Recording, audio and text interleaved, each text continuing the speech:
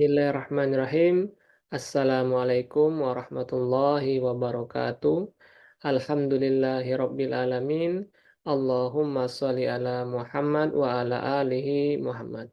Mahasiswa yang Bapak banggakan, mari kita pasang niat belajar hari ini hanya karena Allah Ta'ala dan berdoa raditu billahi robba wa bil islami dina wa bi Muhammadin nabiyya wa rasula Robbi zidni ilma warzuqni fahma.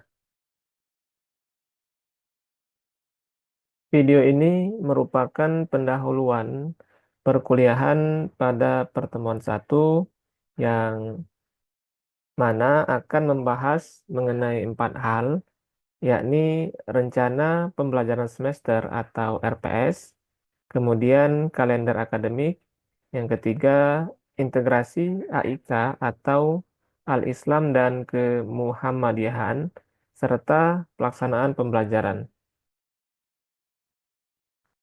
Bagian RPS akan menjelaskan terkait dengan 6 hal. Yang pertama, deskripsi mata kuliah, yang mana di dalam deskripsi mata kuliah ini juga membahas mengenai materi yang akan dibahas. Kemudian yang kedua, yaitu kemampuan yang diharapkan setelah mahasiswa mengikuti mata kuliah. Yang ketiga, sistem pembelajaran atau mode pembelajaran. Yang keempat, yaitu metode pembelajaran. Yang kelima, interaksi pembelajaran antara dosen dan mahasiswa. Kemudian yang terakhir, yaitu sistem penilaian yang meliputi teknik dan indikator.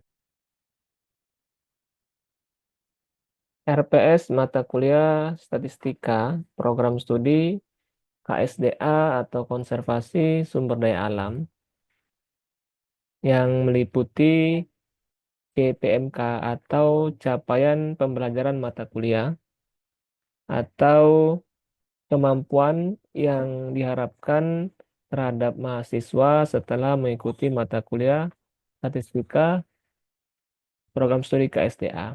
Ada satu, yakni mahasiswa mampu menjelaskan dan mengimplementasikan konsep teoritis, prinsip, dan aplikasi ilmu dari mata kuliah statistika. Selanjutnya, deskripsi mata kuliah atau MK statistika termasuk dalam rumpun mata kuliah atau RMK konservasi dasar pada program studi KSDA Fakultas Teknik dan Sains Universitas Muhammadiyah Bangka Belitung. Adapun bahan kajian MK ini meliputi 14 materi. Pertama, pendahuluan terkait dengan penelitian dan statistika, kemudian variabel penelitian dan skala pengukuran. Yang ketiga, distribusi, frekuensi, dan ukuran, pemusatan, penyebaran data, analisis korelasi, serta regresi linier, 1 dan 2 prediktor. Yang keenam, analisis data berkala dan peramalan. Yang ketujuh, angka indeks. Yang kedelapan, distribusi sampling. Kesembilan, uji normalitas dan homogenitas data. Kesepuluh, pendugaan, parameter dan pengujian hipotesis. Ke-11, analisis varian 1 jalur. 12, analisis varian 2 jalur. 13, analisis varian 3 jalur. Dan materi ke-14 atau materi yang terakhir yaitu uji Chi kuadrat atau Chi kuadrat atau Chi square. Sementara sementara sistem atau mode pembelajaran mata kuliah statistika program studi KSDA yaitu tatap muka dan tatap maya, di mana untuk tatap maya meliputi sinkronus melalui Google Meet dan asinkronus. Kalender akademik. Bagian ini akan menerangkan tentang perkuliahan efektif kemudian jadwal UTS atau UAS, dan jadwal pengisian nilai.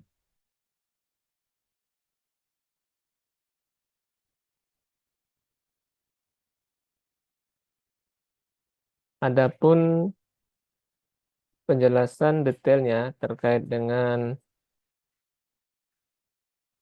perkuliahan efektif bisa dilihat di layar terkait dengan kalender akademik bahwa perkuliahan aktif semester ganjil dimulai atau perkuliahan perdana pada tanggal 9 September untuk perkuliahan perdana atau perkuliahan efektif semester ganjil.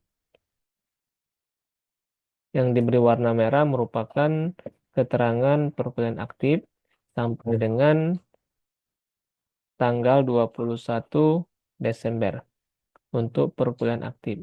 Kemudian untuk jadwal UTS dilakukan pada pertemuan ke-8, yaitu dimulai pada tanggal 21 Oktober sampai dengan 26 Oktober. Sementara untuk keterangan warna merah merupakan hari libur nasional seperti pada tanggal 16 September.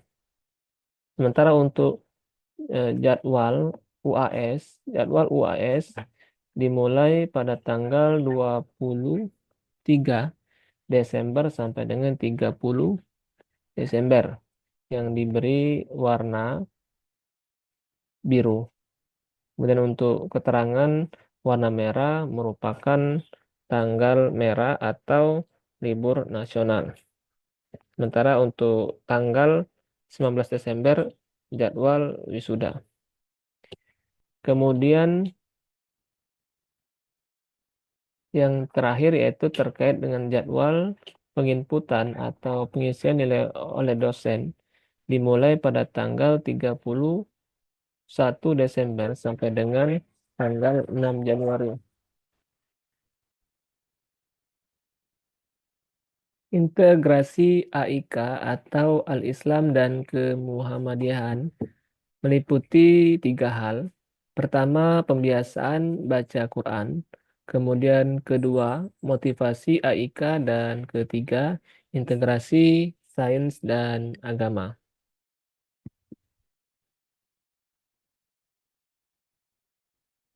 Pembiasaan baca Al-Quran, dosen dan mahasiswa memulai atau membuka perkuliahan dengan membaca Al-Quran minimal 7 sampai dengan 10 menit. Kedua, motivasi Al-Islam dan Kemuhammadiyahan. Dosen memberikan motivasi kepada mahasiswa terkait dengan nilai-nilai Al-Islam dan Kemuhammadiyahan atau AIK di dalam kehidupan sehari-hari 7 sampai dengan 10 menit. Integrasi keilmuan sains dan agama. Dosen dapat melakukan ayatisasi atau penghayatan atau mengaitkan materi dengan ayat-ayat Al-Quran, integrasi sains dan agama dalam setiap materi pembelajaran, atau kegiatan lain yang dapat melahirkan teori-teori baru dari Al-Quran. Di akhir video ini akan ditutup atau diakhiri dengan atau berupa video yang berisi tentang tafsir Quran atau hadis Quran atau asbabun nuzul terkait dengan Al-Quran, ayat pada Al-Quran.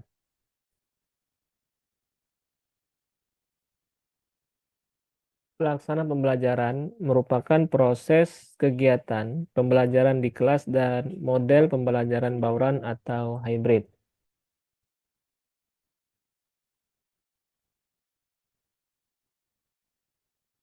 Proses pembelajaran dilakukan di kelas untuk pembelajaran tatap muka, di mana diketahui bahwa pada pembelajaran atau proses pembelajaran diketahui ada dua mode pembelajaran, yaitu tatap muka dan bauran.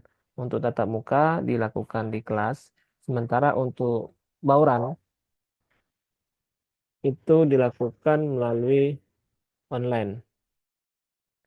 Untuk tatap muka sepenuhnya dilakukan di kelas, sementara untuk bauran dilakukan melalui online, di mana bauran ini terdiri dari sinkronus dan asinkronus. Untuk sinkronus dilakukan menggunakan platform model pembelajaran bauran atau hybrid learning dilakukan melalui atau menggunakan platform secara sinkronus maupun asinkronus.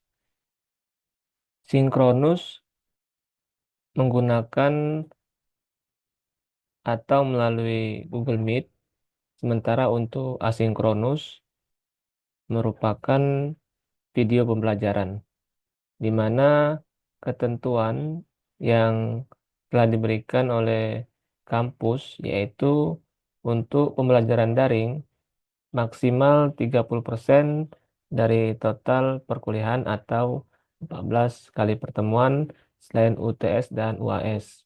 Artinya terdapat 4 pertemuan mata kuliah yang dilakukan secara daring.